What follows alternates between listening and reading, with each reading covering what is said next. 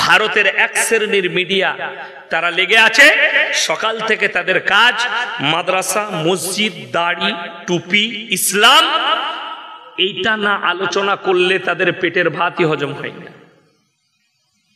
আপনাদিকে দলিল দিয়ে যায়, যারা বলছে ইসলাম খারাপ ধর্ম, শান্তির ধর্ম নয়, তাদেরকে বলি ইসলাম এত খারাপ, ইসলাম এত খারাপ যে মাইকেল জ্যাকসনের মতো পৃথিবী বিখ্যাত ড্যান্সার ইসলাম কবুল করতে বাধ্য হয়ে গেল। জোরে বলুন সুবহানাল্লাহ।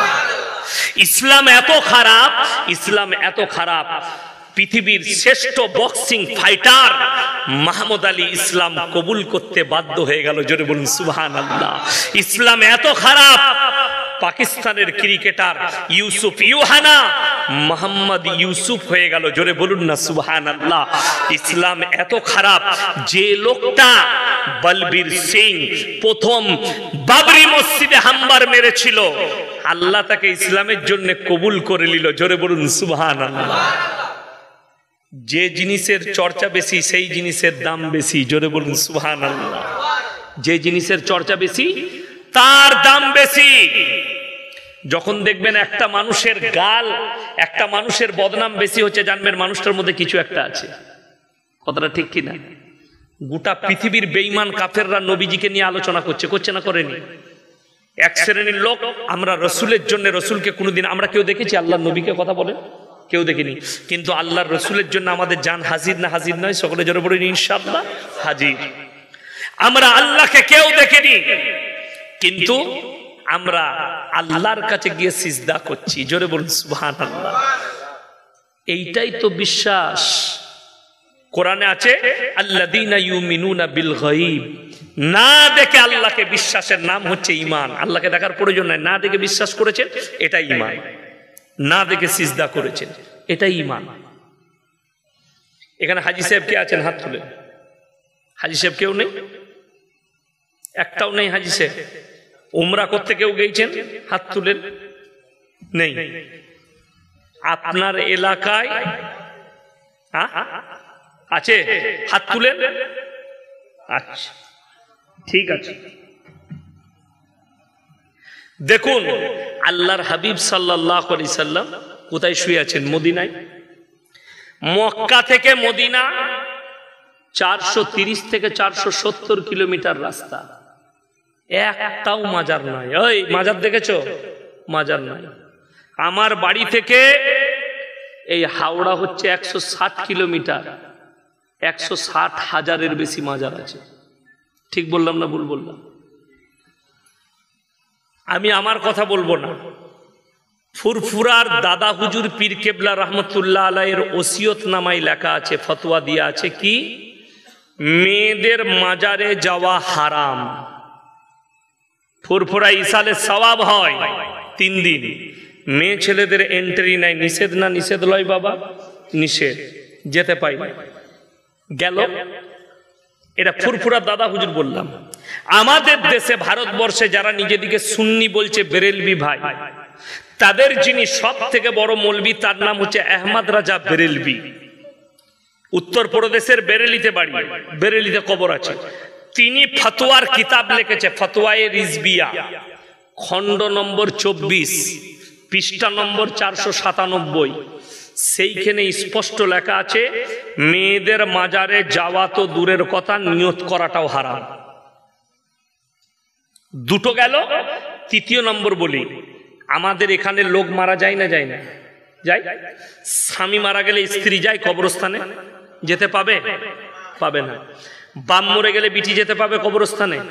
যেতে পাবে না। আচ্ছা বলুন তো, স্বামী আর স্ত্রীর সম্পর্ক বেশি না পীরের সঙ্গে আপনার বিবির সম্পর্ক বেশি হবে? কথা বলে না? স্বামীর সঙ্গে, এক বিছানার সাথী। কথাটা বুঝতে পেরেছেন? যদি স্বামীর কবরে স্ত্রী যেতে না পায়, ইয়াসিনের কবরে আপনার বউ কেমন করে যাবে? কথাটা বুঝতে পেরেছেন না পারেননি? চলুন আপনাকে বুঝিয়ে দিই। অনেক মূর্খ আপনাকে দলিল দিবে যে হাজি বিবিরা নবীজির কবর জিয়ারত করে। হজের মাসলার সঙ্গে পৃথিবীর কোনো মাসলার মিল খাবে না। যদি কোনো মৌলবি খাওয়ায় সে হচ্ছে গন্ড মূর্খ, মাথায় রাখবেন। মেয়েদের চুল কাটা জায়েজ আছে? কথা বলে না, হারাম। হজের ময়দানে 4 আঙ্গুল চুল কাটা ওয়াজিব। কথাটা বুঝাতে পারলাম? যারা হাজি বিবি হজ করতে যাবে তাদের 4 আঙ্গুল চুল কাটা ওয়াজিব। ছেলেরা ন্যাড়া করবে, মেয়েরা 4 আঙ্গুল চুল কাটবে। বুঝাতে পারলাম? কাবা ঘরে 1 ওয়াক্তে 1 রাকাত নামাজ পড়লে 1 লাখ রাকাত নামাজের নেকি পাওয়া যাবে। জোরে বলুন সুবহানাল্লাহ। আপনার মসজিদে পাওয়া যাবে? পাওয়া যাবে না। মদিনায় যদি কেউ 1 রাকাত নামাজ পড়ে 50,000 রাকাত নামাজের নেকি পাবেন। এগুলো কিন্তু ওইগুলোর জন্যই প্রযোজ্য, শুধুমাত্র, বাকি নয়। হাজি সাহেবরা ঈদের নামাজ পড়ে? কথা বলে না, আপনারা কেউ জানেন না। জিনারা হজ করতে যায়, হাজি সাহেবদের নামাজ নাই। ওই আরাফার ময়দানে বিদায়ী হজের খুতবাটা শোনাটাই হচ্ছে হজ। ওইটাই নামাজের নিয়ত, ওইটাই নামাজের নেকি। নামাজ নাই, বাকি সব আশেপাশে নামাজ হয়, কিন্তু হজের ময়দানে ঈদের নামাজ হয় না। হজের আরকানের মধ্যে নাই নামাজটা। তাহলে ওই মসলার সঙ্গে আপনার গ্রামের মসলা ঢুকবেন কি করে? ওই জন্যে আল্লাহ নবীর কবর জিয়ারত করা হাজি এবং হাজি বিবিদের জন্য হজের সময় ফরজ, হজে ওয়াজিব করতেই হবে। এটা শুধু নবীজির জন্য প্রযোজ্য, বাকি কারুর জন্য নয়। আপনি চলুন, আপনি বলছেন হাওড়া, হুগলি, 24 পরগনা, মেদিনীপুরের লোক বলছে দাদা হুজুর পীর কেবলা রহমতুল্লাহ আলাইকে মহাব্বত করি। যদি তুমি মহাব্বত করো তাহলে বাস ভাড়া করে তোমার বউকে নিয়ে খাজা মঈনুদ্দিন চিশতি রহমতুল্লাহ আলাইয়ের মাজারে কি করে বউকে ঢুকাচ্ছ? তাহলে তোমার থেকে বড় দাদা হুজুরের দুশ্মন আর কেউ হতে পারে? এটা চ্যালেঞ্জ দিলাম। তা না হলে প্রমাণ দাও। খাজা মঈনুদ্দিন চিশতি রহমতুল্লাহ আলাই তিনার একটা কিতাবের দলিল দাও, হাওয়ালা দাও, যে তিনি লিখে গেছেন আমি মরে যাওয়ার পরে বৌদিকে নিয়ে এসে তোরা এসে আমার কবরে সিজদা করবি, আমার কবরে চাদর চড়াবি। চ্যালেঞ্জ ছুড়ে বললাম, কবরে চাদর চড়ানো যদি জায়েজ হতো আল্লাহর রসুলের কবরটা আসমান পর্যন্ত ঢেকে যেত, ঠিক কিনা? আল্লাহর নবীর কবরে যদি সিজদা জায়েজ হতো সব থেকে প্রথমে রসুলের কবরে হতো। রসুলের কবরে সিজদা নেই, পৃথিবীর আর কোনো মৌলবি মোল্লা পীর ফকিরের কবরের জন্য সিজদা চলবে না। আল্লাহর হাবিবের কবরে ভালো মন্দ চাইতে পাবে না, আল্লাহ ছাড়া কারোর কাছে ভালো মন্দ চাওয়া যাবে না।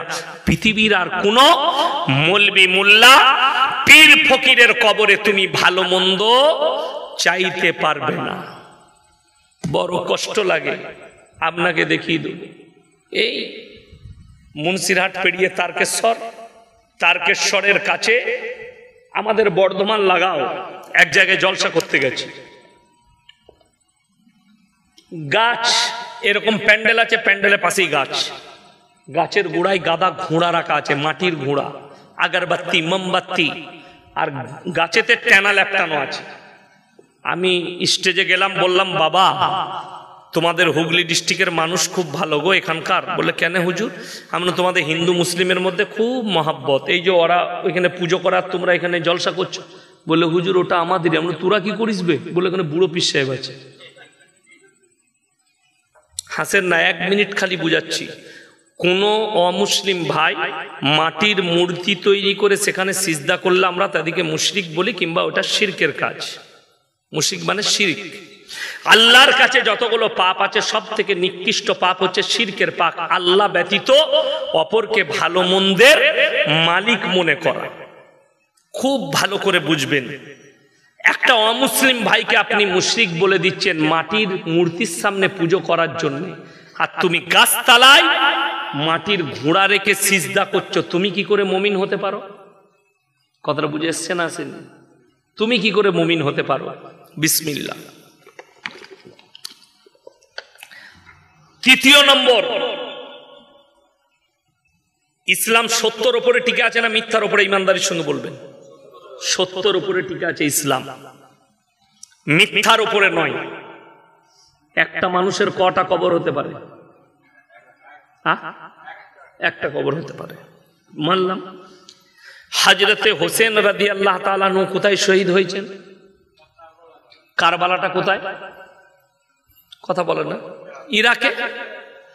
কিন্তু মঞ্জিল মাটি হচ্ছে জালালসিতে, মঞ্জিল মাটি হচ্ছে বাগনানে, মঞ্জিল মাটি হচ্ছে আপনার আমতায়, মঞ্জিল মাটি হচ্ছে বর্ধমানে, মঞ্জিল মাটি হচ্ছে মেদিনীপুরে, মঞ্জিল মাটি হচ্ছে বহরমপুরে, মঞ্জিল মাটি হচ্ছে বোম্বে, মঞ্জিল। এতগুলো কবর একটা লোকে? এইগুলো সব মিথ্যা। আর ইসলাম সত্যর উপরে টিকে আছে। মিথ্যা করে কবর বানিয়ে মঞ্জিল মাটি করা হারাম। ফাতেহা করা চলবে না, জায়েজ নাই। ফাতেহা করা, মঞ্জিল মাটি করা, তারপরে আপনার কি বানায় ওটা, তাজিয়া বানানো হারাম, সম্পূর্ণ হারাম। তাজিয়া মানে জানেন? তার ভেতরে হযরতে হোসেনের কবর করে, ওটাকে বলে হোসেনের কবর। আচ্ছা বলুন, থাকে হোসেন? হযরতে হোসেন থাকে? এই গন্ড মূর্খগুলোকে কে বুঝাবে যে ইসলাম সত্যের উপরে টিকে আছে, মিথ্যার উপরে নয়? আল্লাহর কসম করে বলছি, গোটা পৃথিবীর শিক্ষিত সমাজকে জিজ্ঞেস করুন, এই মুসলিম জাতির উপরে থুপ ফেলাবে যে পৃথিবীতে এমনই একটা জাতি আছে, মুসলিম জাতি, যারা মানুষ মরে যাওয়ার পরে ডিজে গান বাজিয়ে ড্যান্স করে দুঃখ পালন করে। যদি বলেন হাওড়ায় নাই, আমার বর্ধমানে চলুন, বহরমপুরে দেখিয়ে দেবো। আন্ডার প্যান্ট পরে মদ খেয়ে ড্যান্স করছে, বলছে আশিকে রসুল। আমার গ্রামের একটা ছেলে বলছে তোমরা পারবে? কি ভাই? বলছে আগুনের ওপরে মুসল্লা বিছিয়ে নামাজ পড়তে। এমন ভাই আমি পারবো না। বলছে মুর্শিদাবাদ থেকে অমুক গ্রামে একটা লোক এসছে, মুহররমের দিনে আগুনের উপরে মুসল্লা বিছিয়ে নামাজ পড়েছে। আমরা জানিস কখন নামাজ পড়া যায় আগুনের উপরে মুসল্লা বিছিয়ে? বলে কখন? আমরা যখন গাঁজা খাওয়া যায় তখন। হ্যাঁ, বাস্তব, আপনাদের জানা নেই। আমি ইয়াসিন যদি আপনাদিকে বলি যে আমি একজন আল্লাহওয়ালা লোক, তো তোমাদিকে প্রমাণ দেবো আমি কেমন আল্লাহওয়ালা দিয়ে যদি এই কারেন্টের তারটা আমি বলি যে আমি ছুবো, আমাকে শর্ট মারবে না। ও চিনে যে এটা ইয়াসিন হুজুর। ওর সিফাত, সিফাত মানে হচ্ছে চরিত্র, ওর চরিত্র হচ্ছে শর্ট মারা, ঠিক কিনা? ওর চরিত্র শর্ট মারা। আর সাপের গর্তে যদি কেউ বিসমিল্লাহ বলে হাত ভরে, সাপ চুমু খাবে না কামড়াবে? কামড়িয়ে দিবে। শুনবেন মুসলমানদের গজল, 24 পরগনার একটা মেয়ে গজল পড়ছে, বিসমিল্লাহ বলে গিলাস তোলে গালে ঢেলে নিল, বিসমিল্লাহর ওসিলাই বিষ পানি হয়ে গেল। এ কবরে কি মার খাবে তা আল্লাহ ছাড়া কেউ জানে না। আচ্ছা জেনে শুনে, এটা যদি আপনাদের কমিটির ছেলে পানি দিয়েছে না দেয়নি, যদি আমাকে বলে হুজুর এটা বিষ মিশানো আছে, এটা জেনে শুনে আমার পান করা যাবে? যাবে না। হ্যাঁ, গজলের কলিটা যদি এরকম হতো, ভুলবশত পানি মনে করে বিষ পান করেছে, বিসমিল্লাহ বলার কারণে বিষ পানি হয়ে গেছে, বিসমিল্লাহর বরকতটা মানা যেত।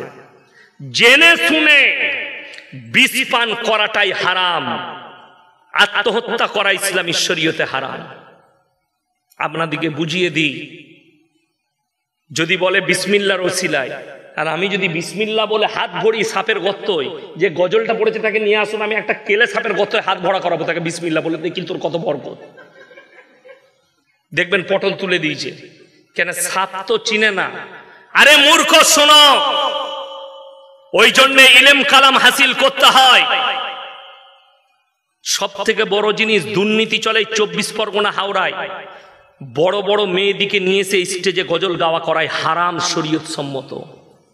যারা গজল শুনবে তারা তাকিয়ে দেখলে তাদের মনে জিনা জাগলে ওই মেয়েটাও পাপী হবে, এবং যারা গজল শুনছে তারাও পাপী। বালিগা মেয়ে তাকে স্টেজে নিয়ে এসে গজল পড়ানো হারাম, এবং ওই সমস্ত প্রোগ্রামগুলো হারাম প্রোগ্রাম। যারা করবে তারা সব পাপী, জিনা করার সমান পাপ হবে। আপনার জানা নেই হযরতে আবু বকর সিদ্দিক রাদিয়াল্লাহু তাআলা আনহু, সিদ্দিক মানে হচ্ছে সত্যবাদী, জোরে বলুন সুবহানাল্লাহ। এই সিদ্দিক নামটা আল্লাহ নবী দিয়েছিলেন আবু বকরকে। তুমি শুধু আবু বকর নও, তুমি আবু বকর সিদ্দিক মানে সত্যবাদী। হযরতে আবু বকর রাদিয়াল্লাহু তাআলা আনহু যখন হিজরত করে চলে যাচ্ছেন, গুহার মধ্যে ডান রানে নবীজি মাথাটা রেখে ঘুমাচ্ছেন, আর হযরতে আবু বকর নিজের রুমালটা ছিঁড়ে ছিঁড়ে গুহার ছিদ্রগুলো বন্ধ করছেন। এমন অবস্থায় একটা বিষধর সাপ হযরতে আবু বকরকে ছোবল মেরেছে। যে সাপ হযরতে আবু বকরকে চিনতে পারেনি, সেই সাপ ইয়াসিনকে চিনবে? বড় কষ্ট লাগে। যারা মুহররমের নামে বুক চিরে পিঠ চিরে, তারা শুনেলেন কিয়ামতের দিনে এই অঙ্গ চিরার কারণে আল্লাহর কসম আল্লাহর কাছে হিসেব দিতে পারবে না। অঙ্গকে বিকৃত করার কারণে আল্লাহর কাছে হিসেব দিতে পারবে না, হারাম। আল্লাহর কাছে হিসেব লাগবে আপনাকে, আপনি প্রাণের কষ্ট দিতে পারেন না।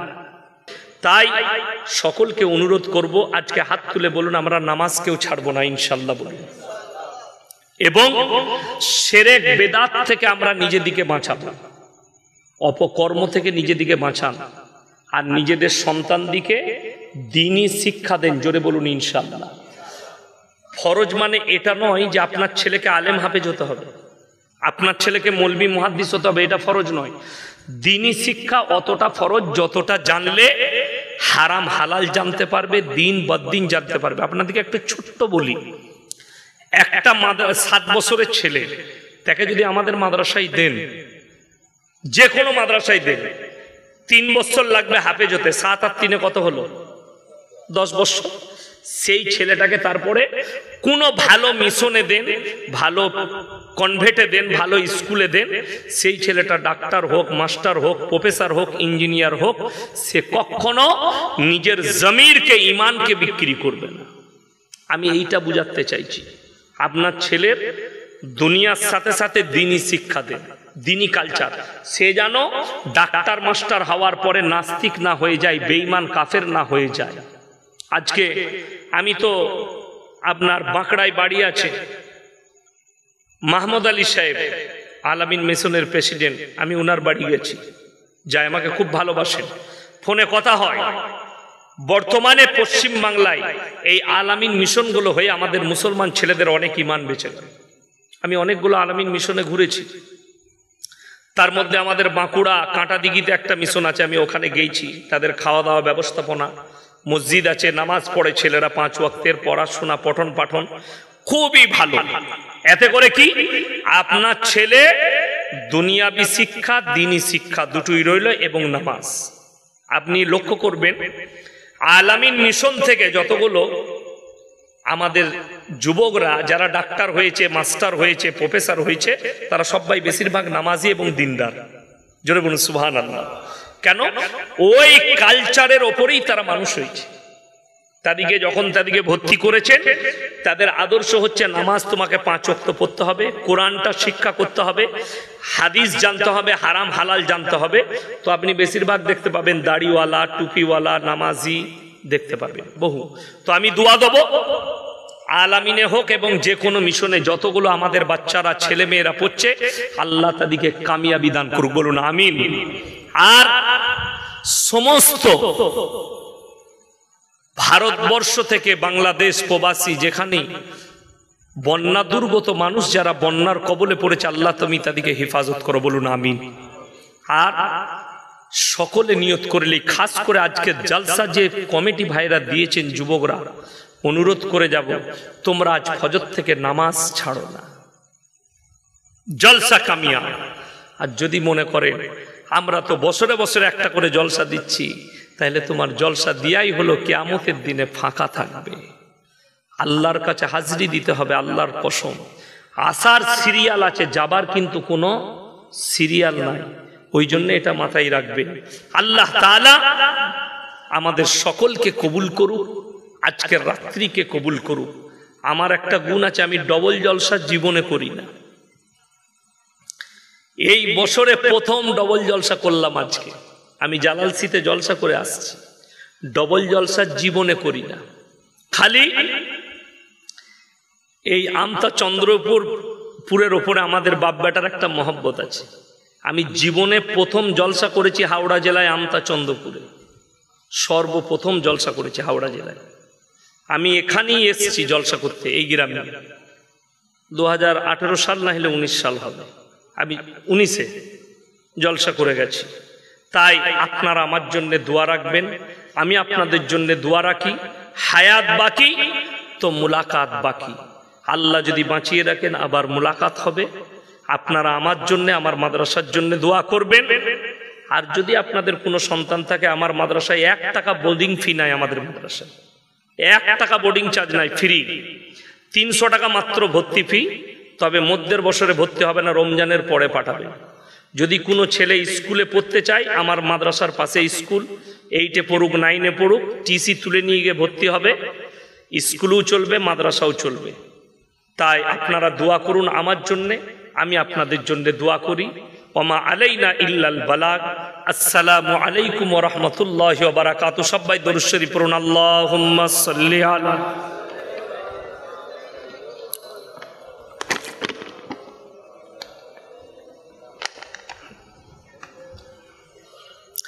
ربنا آتنا في الدنيا حسنة وفي الآخرة حسنة وقنا عذاب النار ربنا لا تزغ قلوبنا بعد إذ هديتنا وهب لنا من لدنك رحمة إنك أنت الوهاب ربنا اغفر لنا ولإخواننا الذين سبقونا بالإيمان ولا تجعل في قلوبنا غلا للذين آمنوا ربنا إنك رؤوف رحيم।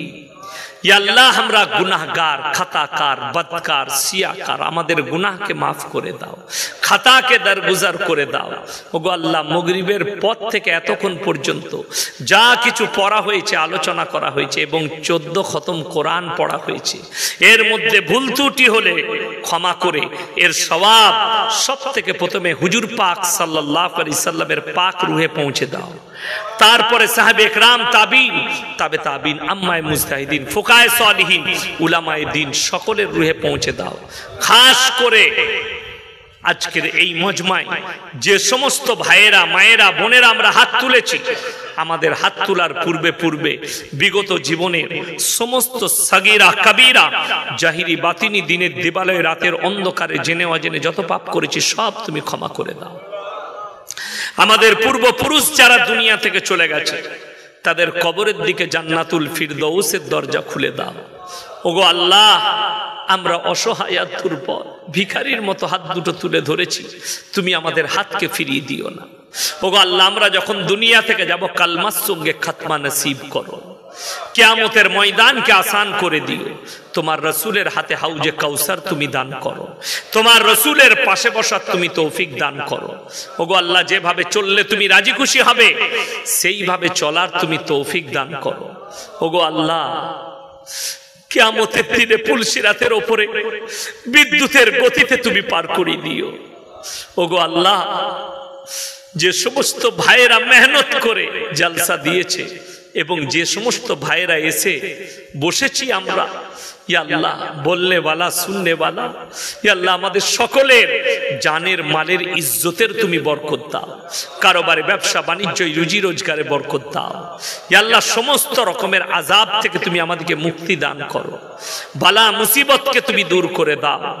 যত রকমের বুরাই আছে তুমি হেফাজত করো, যত রকমের ভালাই আছে তুমি দান করো। যেভাবে চললে তুমি রাজি খুশি হবে সেইভাবে তুমি আমাদেরকে পরিচালিত করে নাও। ওগো আল্লাহ, জানি না তুমি কাকে ভালোবাসো। কত উলামায়ে দ্বীন হাত তুলেছে, কত মুরব্বী বাবাজি, কত নওজওয়ান, কত মা বোন, তুমি যার হাত তোলাকে পছন্দ করো তার মুখের দিকে তাকিয়ে আমাদের এই টুটি ফুটি দোয়াকে হুজুর পাক সাল্লাল্লাহু আলাইহি সাল্লামের সাদকে তুফিলে কবুল করে নাও। রব্বানা হাব লানা মিন আজওয়াজিনা ওয়া যুররিয়াতিনা কুররাতা আয়ুন ওয়াজআলনা লিল মুত্তাকিনা ইমামা রব্বানা ওয়ালা তুহাম্মিলনা মা লা তাকাত লানা বিহি ওয়াফু আন্না ওয়াগফির লানা ওয়ারহামনা আনতা مولانا فانصرنا على القوم الكافرين وصلى الله تعالى على خير خلقه محمد وآله وأصحابه أجمعين برحمتك يا أرحم الراحمين. السلام عليكم.